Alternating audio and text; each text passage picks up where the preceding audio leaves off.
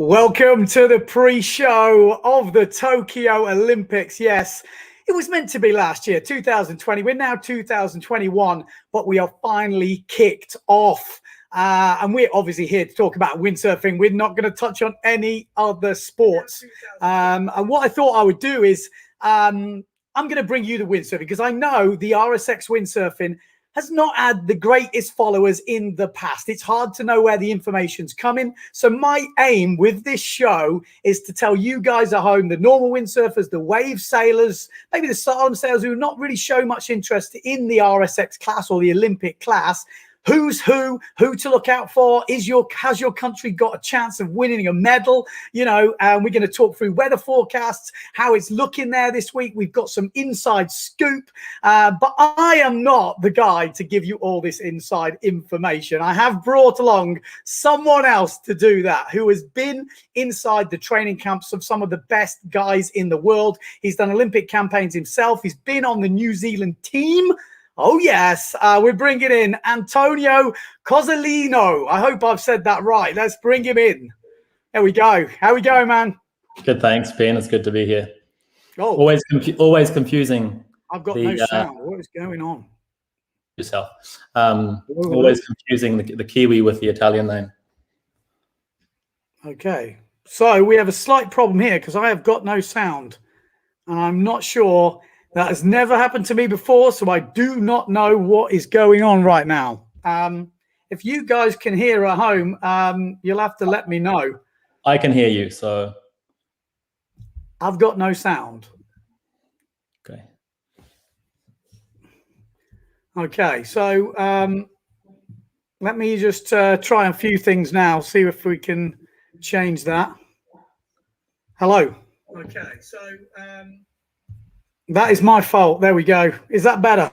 Yeah, I mean, I can hear you fine. So I'm sure everyone else in the world can. Well, there we go. It's a good job. Good job we're not live to lots of people. I was having a bit of a technical issue there, but we're finally back online. I have no clue what you said, but Antonio, give it again, and then I know what we're going with. All right.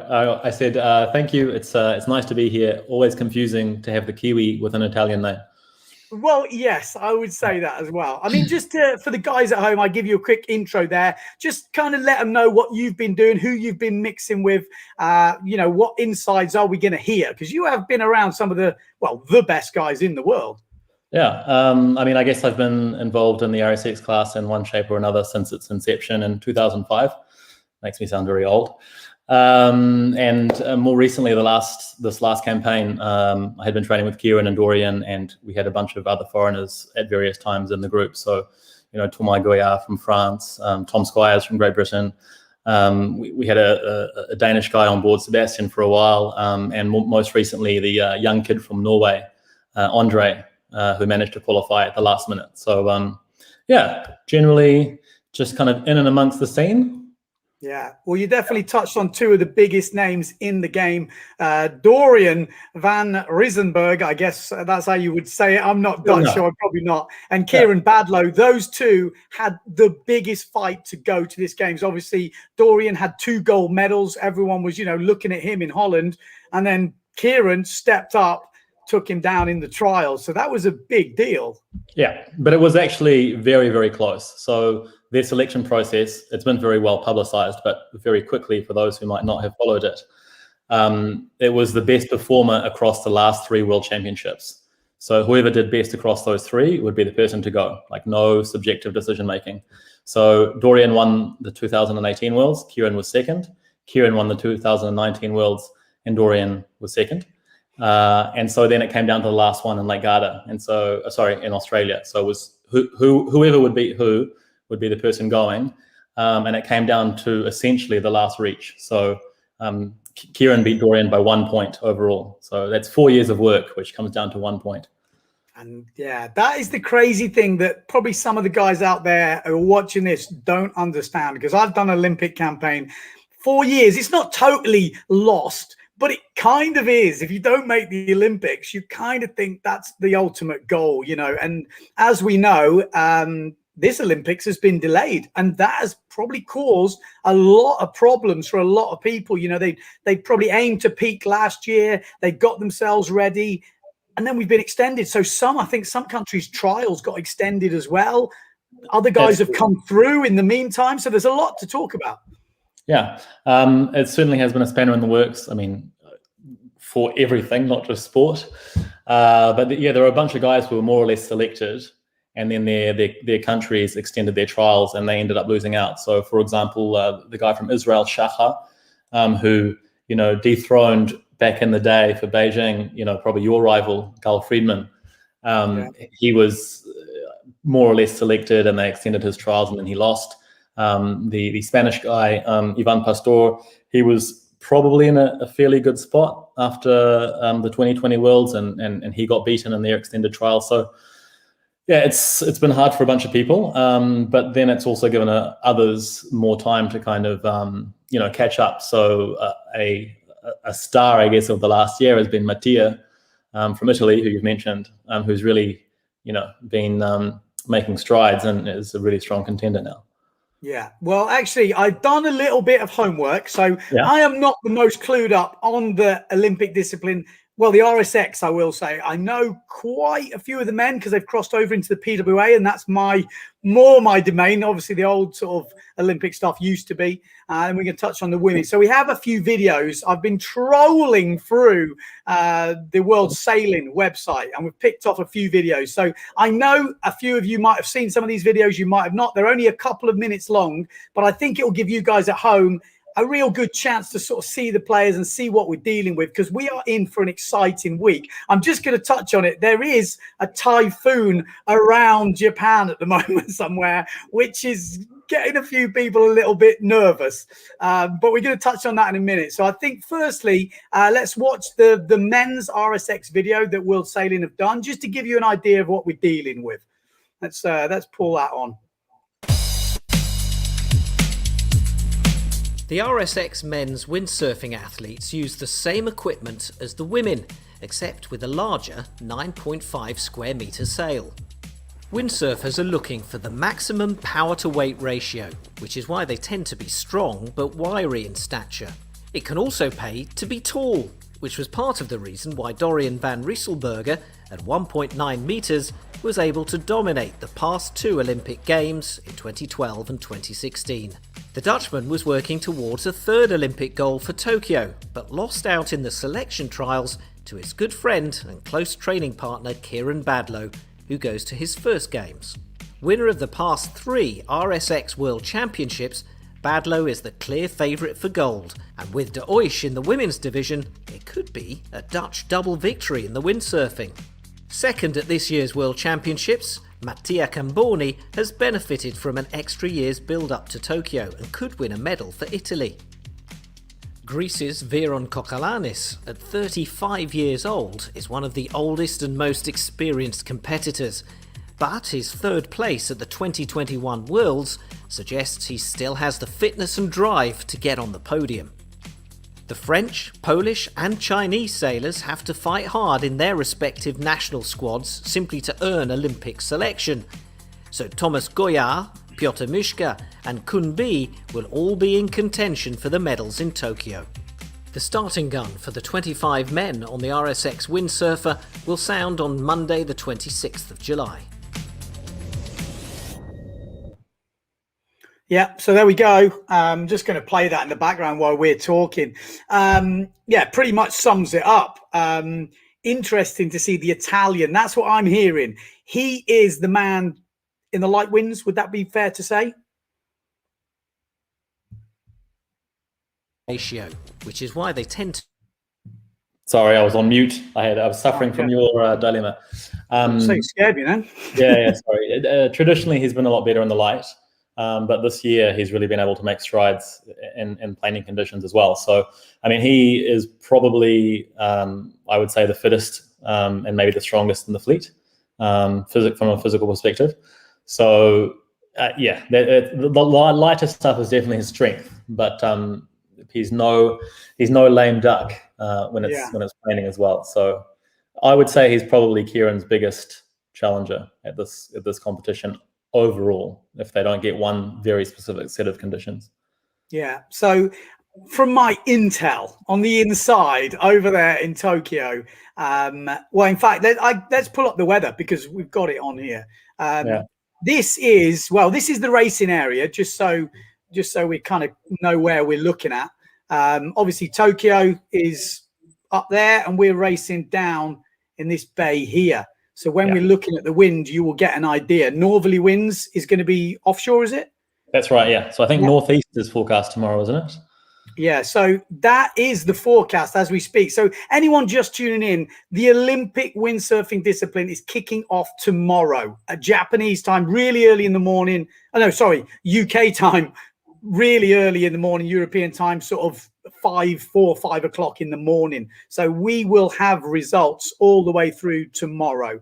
The schedule is, I think we're racing Sunday, Monday, then we have Tuesday off, then Wednesday, Thursday, Friday off, and then medal race next Saturday. So all things going to plan. This whole windsurfing competition will be wrapped up by next Saturday, the medal race being on Saturday, and decided the medals, obviously. So this is the forecast we're looking at.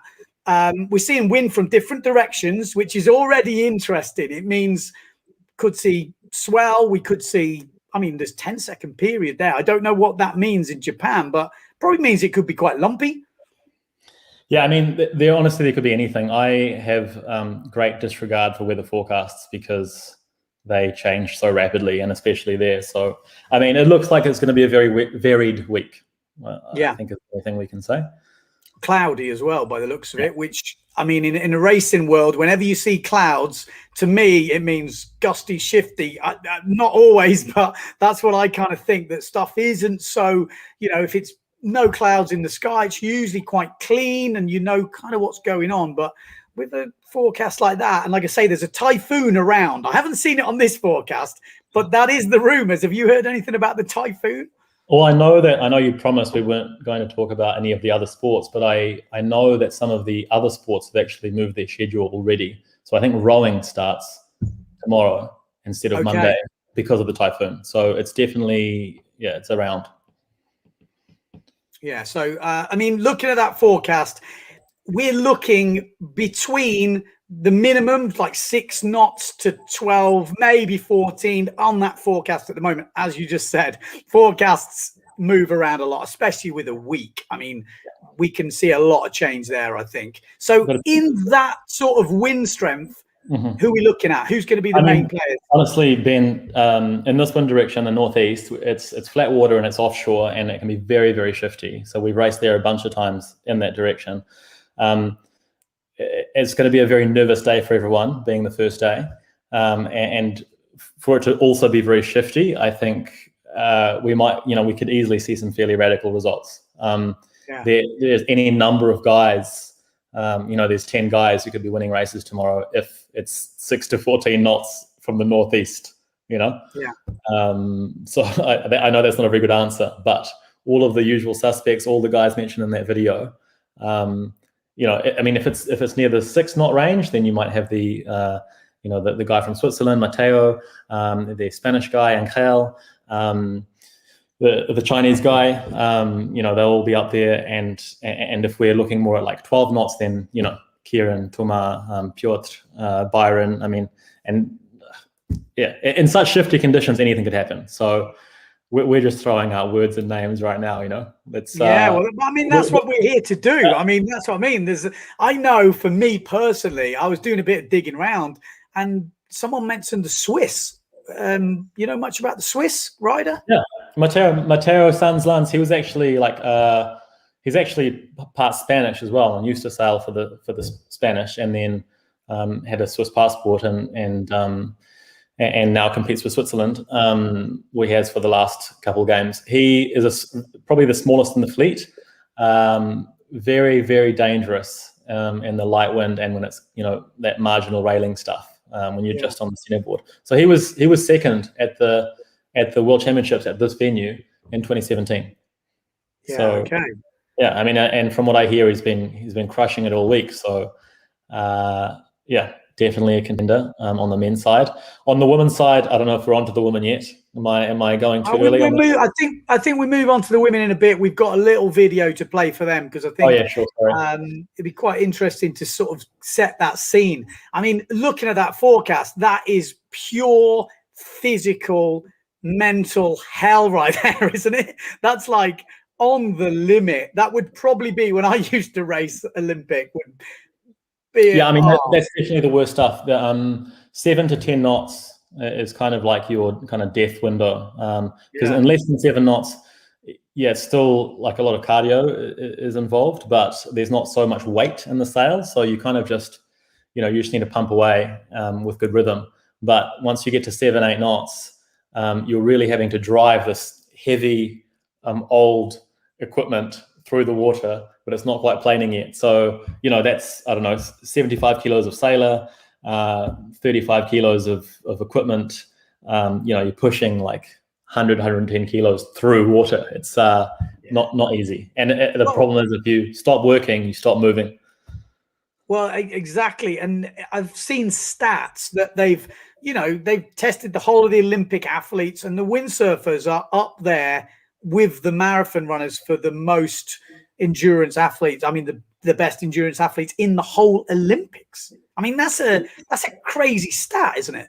It is a crazy stat. I actually wonder how much of that is like bro science, because I've never seen the study myself. But I remember when I was starting windsurfing, which was the Mistral One design, which I'm sure you probably sailed. I remember hearing that stat being bandied about. I used it a lot once I heard it. Yeah, absolutely. But what I don't know how true it is, but what I can say is it is very physically grueling, both from like on a cardiovascular level and just pure strength. Yeah, and I've got to say as well, there'll be a lot of people thinking, hang on, isn't the Olympics on the IQ foil? No, because we are obviously a year late. This would have already happened a year ago, and these guys would already be on the IQ foil. A lot of their training partners have moved on, and they've had to pay guys to stay on the RSX to keep these guys up with the challenge. And it's been, I would imagine, a really difficult period where you've got all the guys that you're sailing with. They've all gone off. They're all on this new flashy, new foiling equipment, having the time of their lives. And you have still got to keep your focus for this Olympic goal where everyone is dropping off left, right, and center. So this is a real mental battle, isn't it? Oh, absolutely. I mean, I can't really add too much to that. You've nailed it. I think it's been really hard for a lot of people, even if they are the chosen ones for their respective countries. And the people to feel the worst for actually is the guys and girls who were obliged to stay as training partners for all of the people competing this week. Because there's really nothing in it for them, apart from, helping their friend. Meanwhile, like you say, the rest of the world is off having fun on foils. So, yeah. Well, it's going to be interesting. Actually, I think the IQ Foil Worlds is in a couple of weeks or something in Silver Planet. I think. Well, I hope it is because I'm going to commentate. But we've got the Olympics before that. This is the RSX discipline. It will be probably the last competition, will it? Does it finish after this? If you talk to the class management, they will probably say that the class will live on, but I would say this is the last thing. This is the last competition that will ever matter for this equipment. Yeah, and then all the Olympic guys are going to cross over to IQ4, which should be super interesting. Okay, so we've touched on the men. We're just going to play a little video from the women and get a bit of an idea of who are going to be the major players. We do have a standout name who's been pretty dominant for a bit, but obviously you're going to watch that pretty much now. The simplest equipment in the Olympic sailing competition is the RSX Windsurfer, with a board that measures 286 centimetres long and 93 centimetres wide. The women compete with an 8.5 square metre sail, which can power them along at speeds well in excess of 20 knots in stronger winds. This is a sport that demands very different skills in different wind conditions. There are no rules governing pumping of the sail, so in light airs, the sailors pump the sail as hard and as frequently as their cardiovascular fitness will allow. For this reason, windsurfers are believed to be amongst the fittest athletes right across the whole Games. on a par with marathon runners. As the wind gets stronger, the pumping becomes less critical, and the athletes can lean back and let the wind power them along at high speed. Although good balance, agility, and a high level of strength and fitness are still prerequisites for success. Windsurfing athletes tend to be tall and lean with a low body fat percentage, but age is not necessarily a barrier, with medals sometimes going to teenagers and sometimes to competitors in their late 30s, Italy's 4-time Olympic medalist Alessandra Sensini being a great example. Winner of the 2018, 2020 and 2021 World Championships, Lilian de Oisch of the Netherlands, is the favourite for Tokyo Gold, but with a strong field lining up against her. Israel's Katie Spichkoff, Italy's Marta Maggetti, and Great Britain's Emma Wilson are all among the serious contenders. China have a strong history of success in women's windsurfing, which Yunju Liu will be looking to continue. Previous performances at the Olympic Games bode well for Poland's Zofia Nocetti-Klepacka, the bronze medalist at London 2012, and also for the defending Olympic champion from France, Charline Picon. The fleet of 27 racers will start competition on Monday the 26th of July. So there you go. It's an interesting one. Just watching that video, it feels like there's a lot of competition there.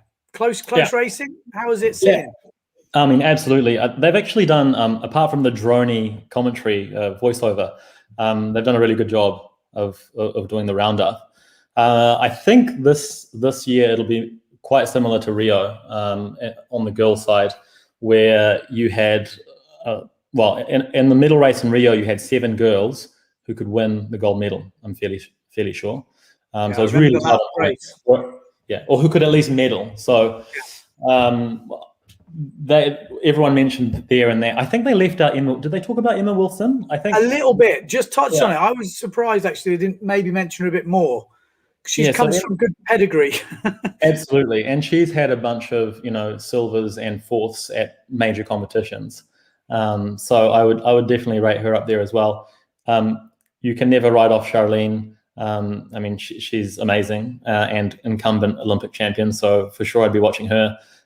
Marta Maggetti. Did they talk about Marta? I didn't see Marta from Italy talked about. So she's had 2 5ths and a 6th at the last 3 World Championships. So she's definitely up there too. And obviously Lilian, who is a pretty big favorite as well, 3 times world champion, incumbent European champion.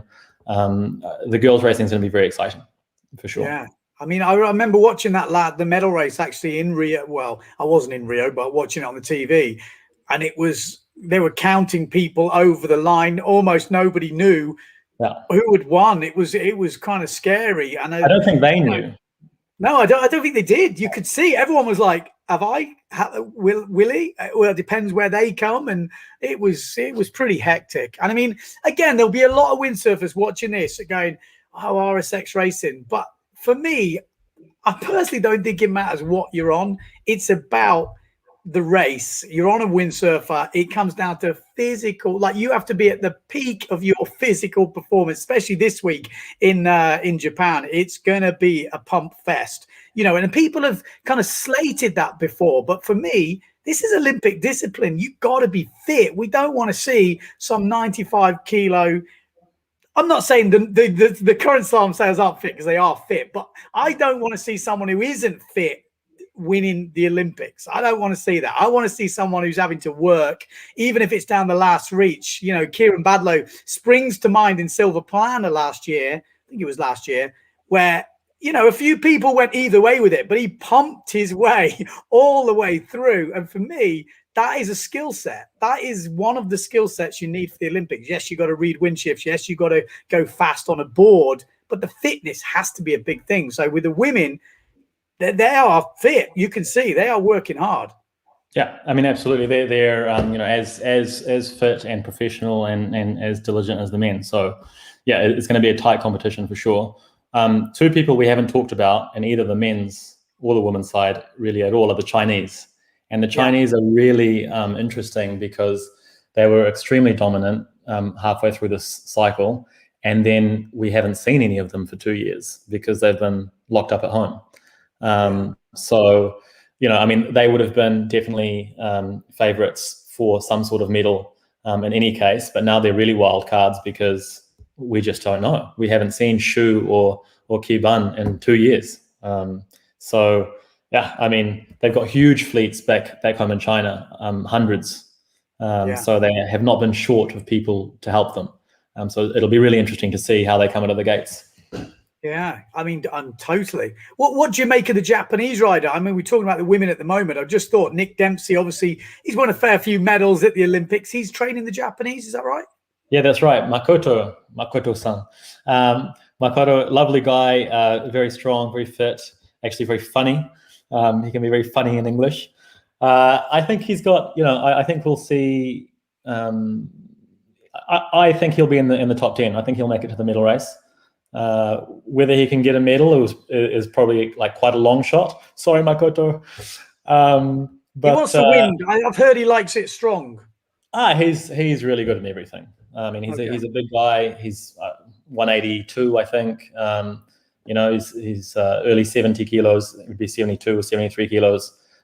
Just fit and strong. So I wouldn't say that he's a good all-round sailor.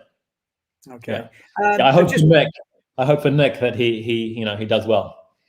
Yeah, me too. I mean, home place as well. He's got home support. Be interested to see.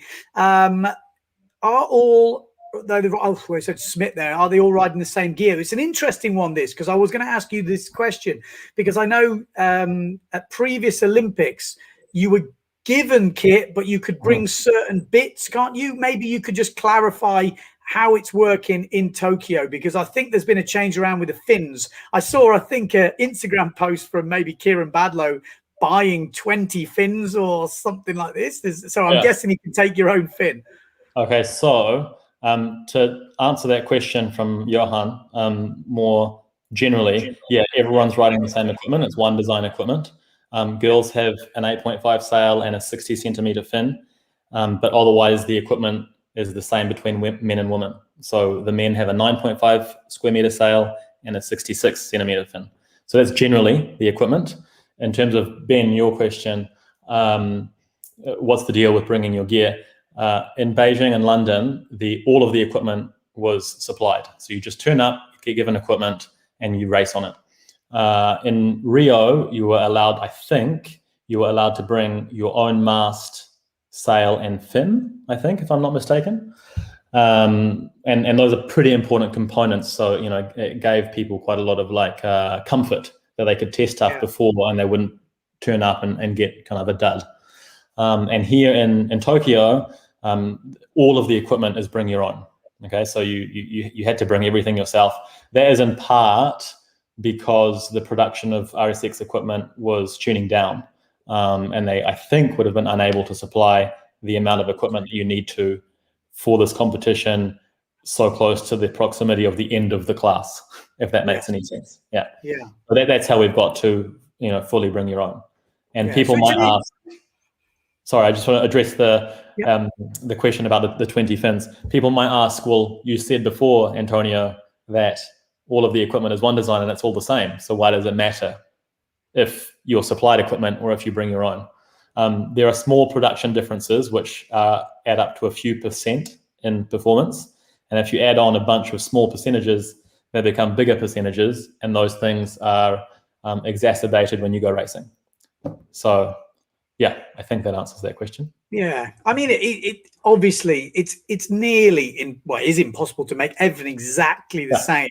So although it's one design, there are small differences, and when you're at the top of the game like that, and you can feel those differences, because bear in mind, I probably wouldn't be able to feel the differences, but when you spend as much time on board as these guys, you're going to find those little differences, and that's where you can eke out a little bit of performance. It's always been part of windsurfing, but on a whole, everything's the same. It's the same size sail, the same size board. Everything's based on the same kit. So yeah, I mean, I'm excited. The Olympics is always big for me. You tune in and watch sports that you've never watched before, and you'll never watch them again until the next Olympics comes around. So for windsurfing, for me, it is a sport I watch every day anyway. I'm kind of living and breathing it. So to get it in the Olympics and to see that whole thing happening, It's a big thing. 4 years they trained for this and 5 years for this one, because we've had an extra a year in. And the winner here, you want to make any predictions? I was about to say, should we do a wager? Is that a thing? It's definitely a thing with me. Do we do top threes? Well, yeah, I might need a day. I've had some tips. I've had some inside information. I might need to do a bit more homework, but it'd be interesting. If you wait a day, that's cheating. We'll wake up tomorrow and we'll have had 3 races. I don't think that exactly. Yeah, it's like a horse race, though. Sometimes someone goes out the blocks pretty quick. You don't always necessarily get to the end in the lead, so it could be a bit of a red herring. But I'll go with what I'm feeling. Like, I've done a bit of, what people are talking about. But the problem is with that, you end up going with the big names. And I know, because I was going for Sydney Olympics, everyone was talking about Aaron McIntosh, this, that. Zeeb's won. Christopher Zeeb's come out of nowhere. He'd been training up in the mountains. He came to Sydney, just switched into the shifts and smashed it. Absolutely smashed it. And that's what we got to talk about. This is a windsurfing race. Yes, there's pumping. Yes, there's speed differences. But you have got to nail your tactics. You've got to keep your head together. There's a lot going on. Yeah, so, absolutely. Absolutely. Was there a question in there, or did I just have to talk to that? That was me avoided it. You did right. You did right. And the competition is really high. Obviously, Kieran is the clear favorite in the men's side. It would take a serious challenger to kind of upset that. But, given the right set of conditions and, a bit of luck one way or another, it could be the Israeli from Yoav from Israel. He could swoop in there. You have, as we talk about, Camboni, he's on really good form. And also, let's not forget some of the older guys, Byron and Piotr. By the way, I think it's Piotr's birthday tomorrow. I think he turns 40 on the first day of the Olympics. I'm fairly certain that's true. So, those guys have got a lot of experience behind them. It's really hard to say. My picks on the men's side are Kieran, Mattia, and I'm gonna go with Piotr. And so those 3 I think will be medals. And on the women's side, I think I would have to say Lillian, Charlene, and then Shu from China. Okay. Well, so that's me. I have to say they sound like good picks, because the 2 names I keep hearing, especially in the men's side, is Kieran and Matteo, which is the Italian and the Dutch. Those 2 keep coming up, and it feels like it would take something special for them not to be on the podium. Again, what do I know? I don't know. That's just what I'm hearing. But there's a third person that's got to go on that podium, which is a medal, which is a big thing. Yes, the Olympics. So who does that? And I think that's going to be between. Maybe I'm going to go with an outside bet, because I know nothing about him, but I just like the fact that there's a Swiss guy in the picks, the underground picks I've hearing. Maybe I'm going for an outside Swiss in the podium. You've been talking to Nick Dempsey too much, haven't you? Huh? Your inside source. You've been talking to Nick too much.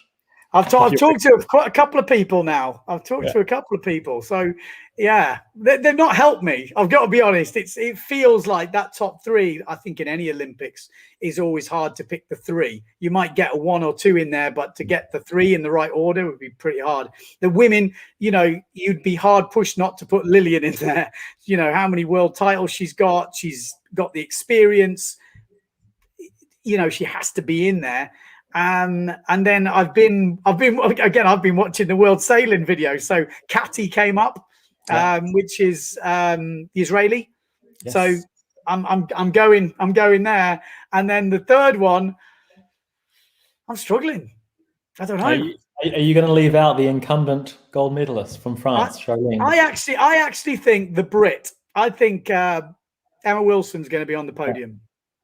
I mean, you have to say that, don't you? No, I don't have to say that. I genuinely think. I mean, her mom is a gold medalist. She's good. She's good enough. She's quick. She's fit. I think. Yeah, that's my call. I'm going with that. Okay, So cool. we'll have to see at the end of the week. This, yeah, we can revisit this video at the end of the week and see how we go. We might have got it completely wrong. I noticed a question earlier in the feed which asked where you can watch it live and if it's all been broadcasted live. Yeah. I think, from what I understand, that there's 4 or 5 different race courses for the sailing, for all of the sailing classes. From what I understand, only one of them is being televised every day, and which is the Enoshima course, which is the one closest to the land on the left-hand side, the west side. And so tomorrow the windsurfers are on that course. So I think, apart from the medal race day, and unless there are big changes in the schedule, tomorrow is the only day we can watch the broadcast live for the windsurfing. And I think it's all behind a paywall. So if you've got Eurosport, then you'll be able to watch it. But otherwise, I'm not actually sure, depending on the country that you're in. Okay. Well, interesting. So there we go. I mean, who knows what's going to happen? This is the Olympics, once every 4 years, unless it's this year, every 5 years. We have got the forecast. Like I said, if you tuned in earlier, you would have seen what we've got. It looks like between 6 to 12, maybe 14 knots during the week, but it looks to be that full pump fest. Fittest guys, the guys on top of the game, the girls. It's going to be an interesting one. So there we go. I think that pretty much wraps it up. Our idea with this show is just to bring together on a windsurfing platform, which you guys are used to seeing stuff come, because I remember a lot of the other Olympics trying to find stuff was really hard. So I'm going to do my best, or we're going to do our best to collate all the information we can get. And at the end of every day, obviously, the races will have already happened by the time we come online, and we do a little bit of an after show, a post-match sort of digest. We look through the results, who's had a good day, who's had a bad day, what's been happening. We'll try and get some messages from the guys on the ground over in Tokyo, and just try and pick out those little bits that are really interesting to hear, and kind of walk you through the week all the way till the medal race. And yeah, that's the plan. Is it going to be good? I don't know, but I think it should be fun. I'm going to be following it anyway. And it's just me and Antonio having a chat, really, which we probably would anyway, because I'd be interested to know what's going on. So we're just going to involve you guys. So I hope you're going to tune in. We'll set a time every day. I just need to work out after the first day what time that will be, because it's very difficult. We don't know how much video stuff we can get through and all that. So we want to have enough information to give you something worth watching. I hope that makes sense. And Ben, should we get some, if people have questions, they want to chuck them in the comments from this video, so we can answer them, stuff they really want to know? Yeah, any questions you've got, you can fire them up. Actually, I've just seen one here, which is perfect, because I have got this keyed up. So let me just have a little shuffle around here, because this is quite interesting. I saw this and I thought, what is going on? Do you want to explain that to me? That is Kieran Badlow's new hairdo. And I have to say, if you've watched any of the other Olympics, you will have seen Dorian shave his head before his one. So maybe you can fill us in. Sure. Okay. So the Dutch have got this weird tradition, which probably started with Dorian in London. He shaved his hair and looked absolutely ridiculous. Ever since then, obviously that worked. Ever since then, at each major regatta, they've done really stupid stuff with their hair. And I think this one really takes the cake. This one really, this is better than I've ever seen from them before. I'm not sure if you've got the subsequent photo or not. This is actually this blue arrow. Yeah, sorry, I will go through it. I got the okay. So this is supposed to be the last airbender who was I think this is a Nickelodeon program. Nickelodeon might come after Kieran for some like IP infringement, but yeah. So this is a ninja monk who bends air and time or something, I think. So I think Kieran felt that was fairly appropriate and tried to recreate it. I mean, it's pretty good. Pretty good. Pretty good. Yeah, I hate these haircuts. They always try to cut my hair. I'm very precious about my hair. And me too, mate. But yeah, hats off to this one. It's a good shout. Yeah, that is good. We like that. We do like that. So yeah, that's the plan for this week. Like I say, I think it's going to be fun. There's a couple of comments coming in. I'm not sure the hair looks pretty aerodynamic. Well, I guess it is. It's got the arrow It's on a it. forwards arrow, yes. Yeah, it's fast. Oh, classic, absolute classic. I think we'll leave it there, mate. I think we're good. I think we give a little bit of a review. You guys know who we're talking about. And again, as soon as we get one day of racing, we see the conditions, we see who's on form. I think it'll be interesting just to even look through the results, you know, after that first day, because 4 years or 5 years, you mess up the first day, it's going to feel. I mean, what's the discard situation? Just so we know, there's meant to be planned for 3 races a day. Is that right? It's 3 races a day. Absolutely. You bring up a really good point. There's a common adage, which is you can't win the Olympics on the first day, but you can lose it. Yeah. And that's exactly what you've just said. Fairly sure there's just one discard. I will read the sailing instructions for tomorrow. And I'll shoot less from the hip, but I'm fairly sure it's only one. It might be 2, but I'll double check that for tomorher. We always shoot from the hip here, mate. That's how we roll. Yeah. Well, you said we're just having a yarn, so I didn't. I wasn't. Yeah, I'll shoot from the hip. In any case, you don't want to be using that discard up tomorrow. No, for sure not. I mean, they've got 4 days of racing before the medal race, 3 days, three races on each of these days. So, a lot can happen in one day. 12 races, 1 discard. Yeah. What? Yeah. Well, we will confirm that, but yeah. We will confirm that. It's 1 or 2. Coming from the expert. Very good. Yeah. Okay. Well, cheers for joining, dude. And we will be back tomorrow. That's where we will be. Once the results are in, there may be a bit of videos floating around. If not, we'll grab some pictures. And failing that, we'll just get a WhatsApp from one of the guys over there. That'll be enough. Yeah. Join us tomorrow. Cheers, mate. See you then. Thank you. Cheers.